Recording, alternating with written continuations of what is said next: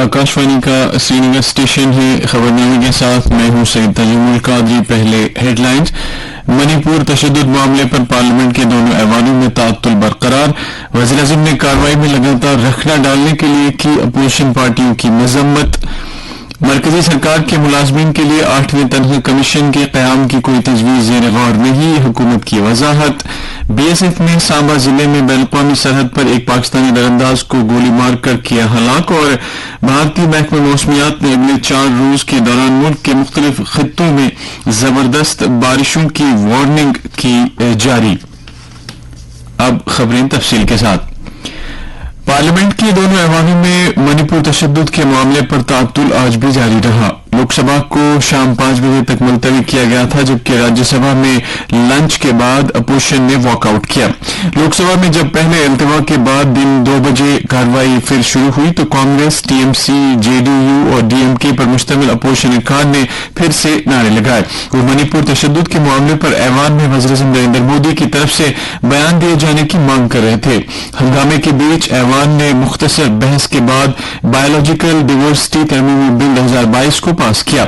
शोर शराबा जारी रहने पर ऐवान की कार्रवाई को शाम 5 बजे तक मुलतवी करना पड़ा। इससे पहले आज सुबह जब लोकसभा की कार्रवाई शुरू हुई तो अपोजिशन ने मणिपुर तशद्दुद मामले पर हंगामाराई की। स्पीकर ओम बिरला ने वक्फे सवालात की कार्रवाई चलाने की कोशिश की और एहतजाज करने वाले अरकान से बार बार जोर देकर कहा कि वो ऐवान की कार्रवाई चलने दें, लेकिन शोर शराबे का सिलसिला जारी रहा। इसके बाद ऐवान की कार्रवाई दिन के 2 बजे तक के लिए मुलतवी कर दी गई।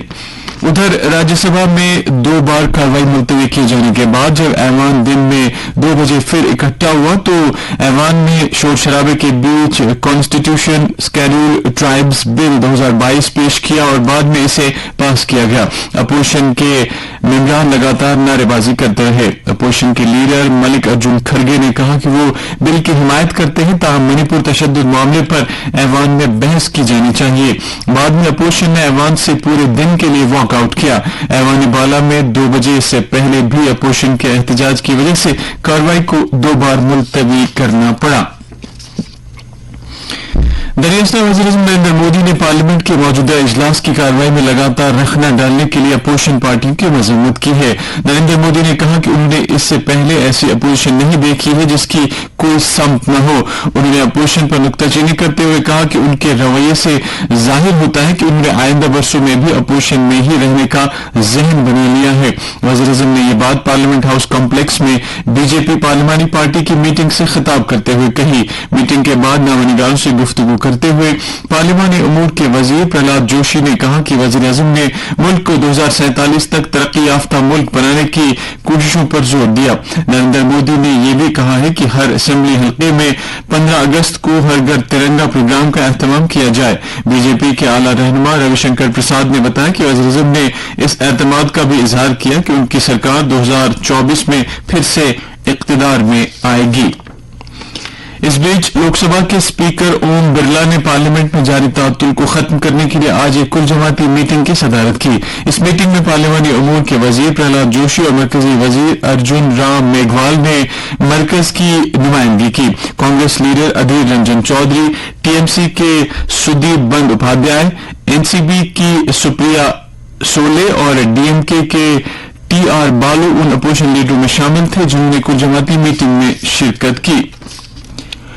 मरकजी सरकार ने आज वजाहत की है कि मरकजी सरकार के मुलाजमीन के लिए 8वां तनख्वाह कमीशन कायम करने की कोई तजवीज ज़ेर गौर नहीं है। इस बात की जानकारी खजाने के वज़ीर मुमलिकत पंकज चौधरी ने राज्यसभा में एक तहरीरी जवाब में दी।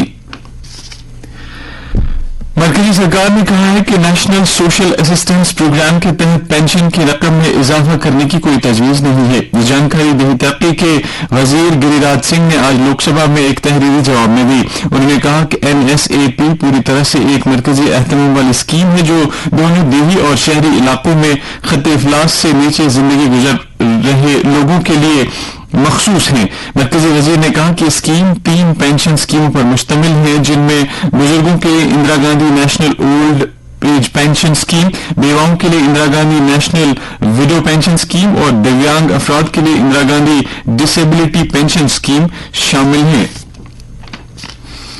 سرحدی حفاظتی دستے کے اہلکاروں نے سانبا ضلع میں بین الاقوامی سرحد پر ایک پاکستانی تیرانداز کو گولی مار کر ہلاک کر دیا. جموں کے ہمارے نامہ نگار نے خبر دی ہے کہ سرحد پر تعینات بی ایس ایف کے چوکس جوانوں کو پیر کو دیر رات سانبا ضلع کے رام گڑھ سیکٹر میں ایس ایم پورہ چوکی کے نزدیک مشکوک نقل و حرکت کا اندازہ ہوا. بار بار وارننگ کے باوجود جب مشتبہ درانداز نے کچھ دھیان نہیں دیا تو حفاظتی اہلکاروں نے گولی چلائی. فائرنگ میں ایک شخص کو گولی لگی اور وہ موقع پر ہی ہلاک ہو گیا. علاقے میں تلاشی کا کام جاری ہے. مارے گئے پاکستانی اسمگلر کے پاس سے تقریباً 4 کلو گرام مشتبہ منشیات کے 4 پیکٹ بھی ملے ہیں. پولیس نے سیکورٹی فورسز کے حملہ کریری بارہمولہ کے چکتاپر علاقے میں لشکر طیبہ سے وابستہ ملیٹنٹوں کے 2 اعانتکاروں کو گرفتار کیا ہے. ان کے قبضے سے اسلحہ، گولی بارود اور کچھ دیگر قابل اعتراض مواد برآمد کیا ہے. پولیس اور فورسز نے یہ کارروائی مصدقہ اطلاع کی بنیاد پر عمل میں لائی. ان اعانتکاروں کو ناکہ چیکنگ کے دوران گرفتار کیا گیا. ان کی پہچان چیک پنجگام بانڈی پورہ کے دائم مجید خان اور وترینا پنجگام بانڈی پورہ کے عبیر طارق کے طور پر کی گئی ہے. ایک اور کارروائی میں پولیس نے بارہمولہ میں ایک بدنام زمانہ منشیات فروش کو گرفتار کیا. اس کے قبضے سے ممنوع اشیاء برآمد کی گئی ہے. ہتلنگو اوڈی کے محمد شریف نام کے اس شخص کو اوڈی میں ایک چیک پوائنٹ پر گرفتار کیا گیا.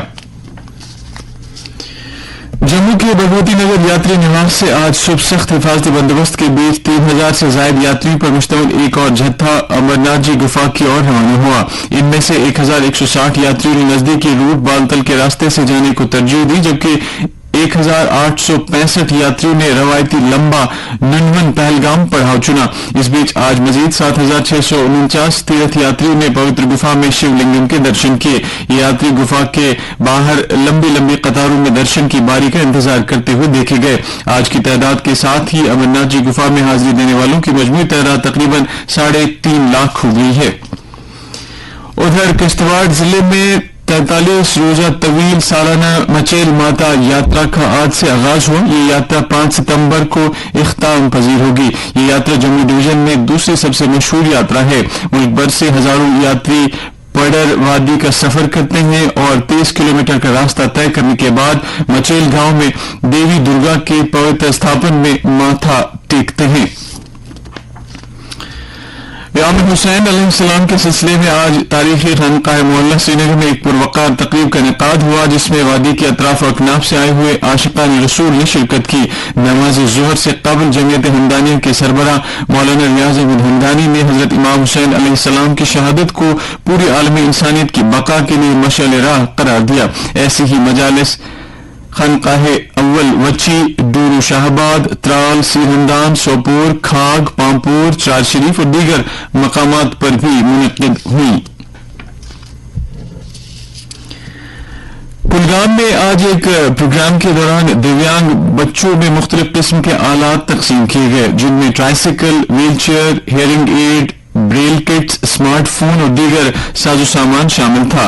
یہ کیمپ 3 روز تک جاری رہے گا اور اس کا افتتاح ضلع کے ڈپٹی کمشنر نے چیف ایجوکیشن آفیسر کے ہمراہ کیا.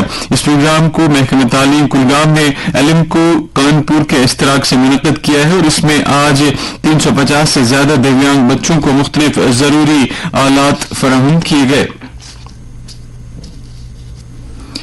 وزیر خزانہ نرملا سیتارمن نے کہا ہے کہ ٹیکس کی شرح میں اضافے کے بغیر گزشتہ کچھ سالوں میں ٹیکس کی وصولی میں اضافہ ہوا ہے. کل نئی دلی میں انکم ٹیکس کے دن کی 164ویں تقریبات سے خطاب کرتے ہوئے نرملا سیتارمن نے کہا کہ ٹیکس کی وصولی کے نظام میں اچھی کارکردگی کی وجہ سے ٹیکس کی وصولی میں خاطر خواہ اضافہ ہوا ہے. وزیر خزانہ نے کہا کہ وزیر اعظم نریندر مودی نے واضح کر دیا ہے کہ ٹیکنالوجی اہم مسائل کا حل ہے اور براہ راست ٹیکسوں کا مرکزی بورڈ CBDT اس پر کام کر رہا ہے. CBDT کی تعریف کرتے ہوئے انہوں نے کہا کہ ٹیکس کی وصولی سے بچنے کو کم کیا گیا ہے. موصوفہ نے یہ بھی کہا کہ ٹیکنالوجی کی وجہ سے انکم ٹیکس اثاثوں کے بارے میں اہم تبدیلیاں رونما ہوئی ہیں. ٹیکس دہندگان نئے ٹیکس نظام کو اختیار کر رہے ہیں جنہیں انکم ٹیکس ادا نہیں کرنا ہوگا، بشرطے کہ ان کی سالانہ آمدن 7,27,000 تک ہے. نرملا سیتارمن نے ٹیکس دہندگان کو ایک شفاف اور بامقصد اور سازگار انکم ٹیکس نظام کا یقین دلایا. بھارت کے محکمہ موسمیات نے جمعے تک ملک کے مختلف خطوں میں شدید بارش کی وارننگ جاری کی ہے. IMD نے ہماچل پردیش اور اتراکھنڈ میں کل اور پرسوں انتہائی زبردست بارش، جبکہ ہریانہ، مغربی اتر پردیش اور مشرقی راجستھان میں بھاری سے زبردست بھاری بارش کی پیشگوئی کی گئی ہے. جنوبی بھارت بشمول ساحلی کرناٹک، کیرلا اور تلنگانہ، نیز اڈیشہ، گوا اور مہاراشٹر سمیت وسطی بھارت کے لیے بھی جمعرات تک کے لیے ایک اورنج الرٹ جاری کیا گیا ہے. اس کے علاوہ آندھرا پردیش، کونکن اور گوا میں اگلے 3 سے 4 روز کے دوران موسلادھار بارشوں کی وارننگ جاری کی گئی ہے. اروناچل پردیش، آسام اور میگھالیہ میں بھی اگلے 5 روز کے دوران شدید بارشوں کا امکان ظاہر کیا گیا ہے.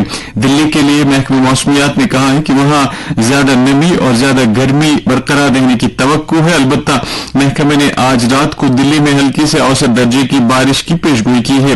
دریاسنے قومی راجدھانی میں دریائے جمنا خطرے کے نشان 205.33 سے اوپر بہ رہی ہے. پانی کی سطح میں اضافے کے سبب دلی اور پڑوسی علاقوں میں پھر سے سیلابی صورتحال پیدا ہونے کا خدشہ بڑھ گیا ہے.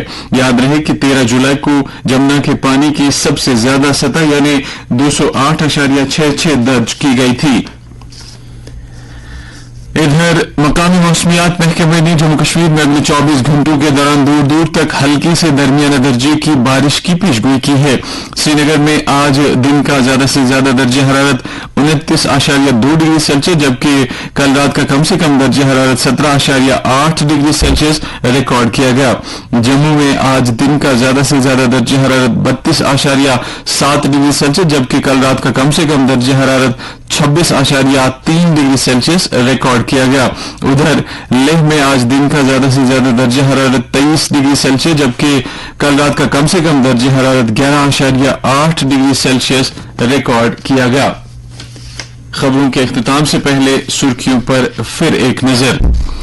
منی پور تشدد معاملے پر پارلیمنٹ کے دونوں ایوانوں میں تعطل برقرار. وزیر اعظم نے کارروائی میں لگاتار رخ نہ ڈالنے کے لیے کی اپوزیشن پارٹیوں کی مذمت. مرکزی سرکار کے ملازمین کے لیے 8ویں تنخواہ کمیشن کے قیام کی کوئی تجویز زیر غور نہیں، حکومت کی وضاحت. BSF نے سانبا ضلع میں بین الاقوامی سرحد پر ایک پاکستانی درانداز کو گولی مار کر کیا ہلاک. اور بھارتی محکمہ موسمیات نے اگلے 4 روز کے دوران ملک کے مختلف خطوں میں زبردست بارشوں کی وارننگ کی جاری. اس کے ساتھ ہی اردو خبروں کا یہ بلیٹن ختم ہوا.